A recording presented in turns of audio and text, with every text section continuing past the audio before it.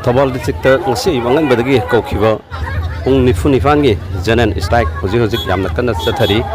hujik Chathari wasi Thoubal mela ground Thoubal thongkong madi atokom bazar khangabo arong thong madi wangbal wangjing singba tongan mafam singda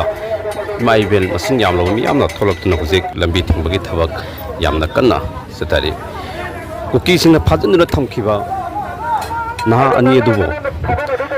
JC mioi singa madi munung mioi singda sinabiya kani haiduna Manipur Chief Minister na Kayada na matam thabirak ba amadi ngarang makta daso pung 8 phawong nga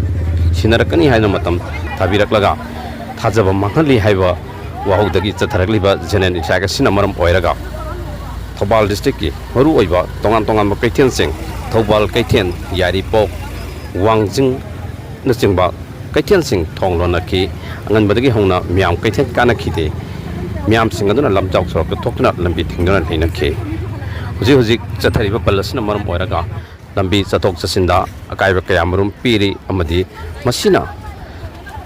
Mapham amaga phaunaba gari sing village